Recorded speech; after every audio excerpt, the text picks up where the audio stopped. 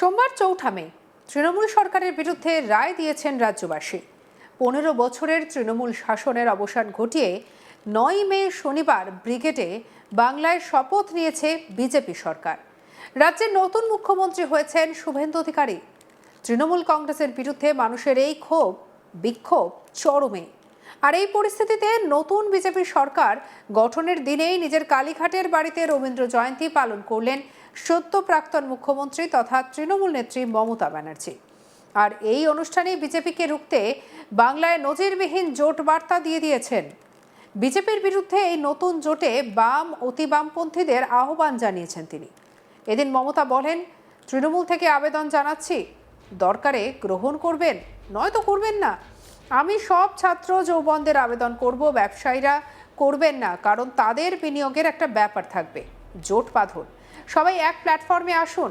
যত রাজনৈতিক দল আছে যারা বিজেপির বিরোধিতা করে, সকলে আসুন। এমনকি বাম এবং অতি বামরাও আসতে পারেন। আমার কোনো ইগো নেই। বিজেপিকে রুখতে হলে সকলে একসঙ্গে থাকবো। দিল্লিতে তো লড়াই করবোই, রাজ্যেও জোট বেঁধে লড়বো। কি বলছেন মমতা, শুনবো। এই সিচুয়েশনে যখন চারিদিকে সন্ত্রাসের একটা বজ্রনিঘাত চলছে, বজ্রপাত, সেখানে ভয় না পেয়ে আমি বাংলার যত রাজনৈতিক বিরোধী দল আছেন, তৃণমূল কংগ্রেসের থেকে আমি আবেদন জানাচ্ছি, যদি মনে হয় আবেদনটা গ্রহণযোগ্য করবেন, তা নাহলে করবেন না, এটা আপনাদের অধিকার। কিন্তু আবেদন জানাতে তো কোনো অসুবিধে নেই। সহ সমস্ত ছাত্র সংগঠন, যারা বিজেপির সংগঠনের দ্বারা এসইউসি ছেলেদের আপনারা দেখেছেন, ছেলে মেয়েদের কলকাতা ইউনিভার্সিটিতে কিভাবে মারা হয়েছে, সহ সমস্ত স্টুডেন্ট ইউনিট, ছাত্র যৌবন, এনজিও, বিজনেসম্যানরা করবে না, বিকজ তাদের ইন্টারেস্ট আছে, ভেস্টেড ইন্টারেস্ট আছে। কিন্তু সাধারণ মানুষ আসবেন, তাদের সবাইকে নিয়ে আমি বলবো জোট বাঁধুন। আমরা সবাই চাই একটা যৌথ প্ল্যাটফর্ম তৈরি হোক, যে প্ল্যাটফর্মে অল পলিটিক্যাল পার্টি যারা বিজেপির এগেনস্টে, এমনকি আপনারা যদি বলেন লেফটিস্ট, আমার কোনো ইগো নেই, আমি সবাইকে নিয়েই চলতে চাই।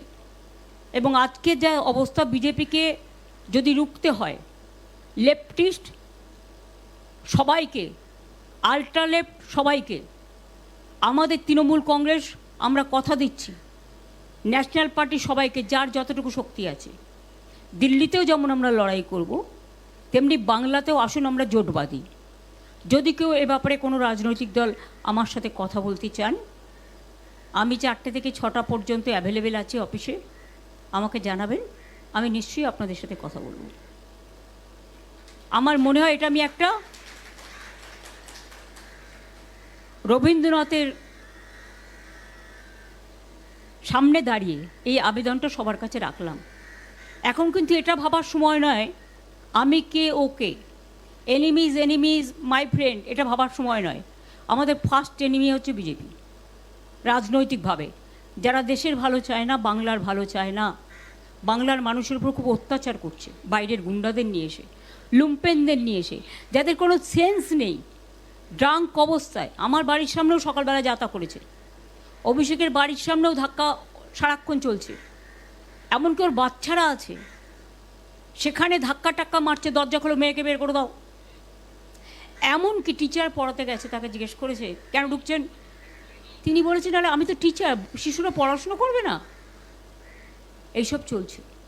এই অবস্থার মধ্যে দাঁড়িয়ে লড়াইটা কিন্তু আমরা তো লড়বই, কিন্তু আমি সমস্ত বিজেপি বিরুদ্ধেই রাজনৈতিক দলকে, সমস্ত এনজিওসদের, অনেক পলিটিক্যাল অর্গানাইজেশন আছে যারা অনেক সামাজিক কাজ করেন, তাদের সবাইকে আবেদন করব। নিউট্রাল অনেক প্ল্যাটফর্ম আছে, তাদেরও আবেদন করব। যার কোনো ব্যবসায়িক ইন্টারেস্ট নেই, তারা কিন্তু এই আবেদনে দয়া করে সাড়া দেবেন, কারণ ব্যবসায়িক ইন্টারেস্ট যাদের আছে তারা একটু একটু করে সরে যাবে, কারণ তারা তাদের নিজেদের স্বার্থ দেখবে। তাদের নিয়মিতই সরকারে যে থাকে তার স্বার্থে জড়িয়ে পড়ে, আর যখন নিজের স্বার্থে বদনাম করে চলে যায়, আর খেসারতটা দিতে হয় রাজনৈতিক দলকে। আমাদের ওদের প্রয়োজন নেই।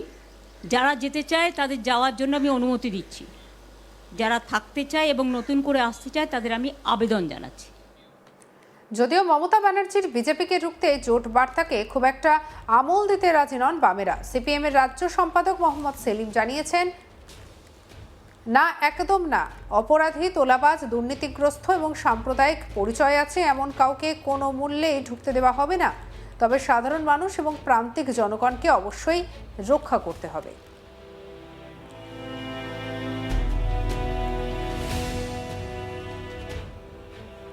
এদিকে মমতা ব্যানার্জির এই জোট বার্তা নিয়ে রাজনৈতিক মহলে নতুন করে জল্পনা ছড়িয়েছে।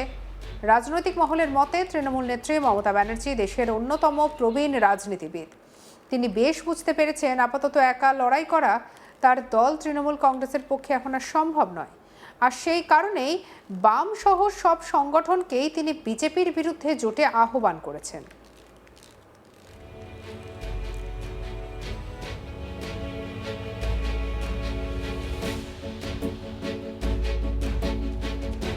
তবে এদিন সোমবার 4 মে তৃণমূল সরকারের বিরুদ্ধে রায় দিয়েছেন রাজ্যবাসী। 15 বছরের তৃণমূল শাসনের অবসানের পর 9 মে শনিবার ব্রিগেডে বাংলায় শপথ নিয়েছে বিজেপি সরকার। রাজ্যের নতুন মুখ্যমন্ত্রী হয়েছেন শুভেন্দু অধিকারী। তৃণমূল কংগ্রেসের বিরুদ্ধে মানুষের এই ক্ষোভ বিক্ষোভ চরমে। অন্যদিকে 9 মে কালীঘাটের বাড়িতে রবীন্দ্র জয়ন্তী পালন করলেন মমতা বন্দ্যোপাধ্যায়। কি বলেছেন সেখান থেকে শুনব। এই সিচুয়েশনে যখন চারিদিকে সন্ত্রাসের একটা বজ্রনিঘাত চলছে, বজ্রপাত, সেখানে ভয় না পেয়ে আমি বাংলার যত রাজনৈতিক বিরোধী দল আছেন, তৃণমূল কংগ্রেসের থেকে আমি আবেদন জানাচ্ছি, যদি মনে হয় আবেদনটা গ্রহণযোগ্য করবেন, তা নাহলে করবেন না, এটা আপনাদের অধিকার। কিন্তু আবেদন জানাতে তো কোনো অসুবিধে নেই। সহ সমস্ত ছাত্র সংগঠন, যারা বিজেপির সংগঠনের দ্বারা এসইউসি ছেলেদের আপনারা দেখেছেন, ছেলে মেয়েদের কলকাতা ইউনিভার্সিটিতে কিভাবে মারা হয়েছে, সহ সমস্ত স্টুডেন্ট ইউনিট, ছাত্র যৌবন, এনজিও, বিজনেসম্যানরা করবে না, বিকজ তাদের ইন্টারেস্ট আছে, ভেস্টেড ইন্টারেস্ট আছে, কিন্তু সাধারণ মানুষ আসবেন। তাদের সবাইকে নিয়ে আমি বলবো জোট বাঁধুন। আমরা সবাই চাই একটা যৌথ প্ল্যাটফর্ম তৈরি হোক, যে প্ল্যাটফর্মে অল পলিটিক্যাল পার্টি যারা বিজেপির এগেনস্টে, এমনকি আপনারা যদি বলেন লেফটিস্ট, আমার কোনো ইগো নেই।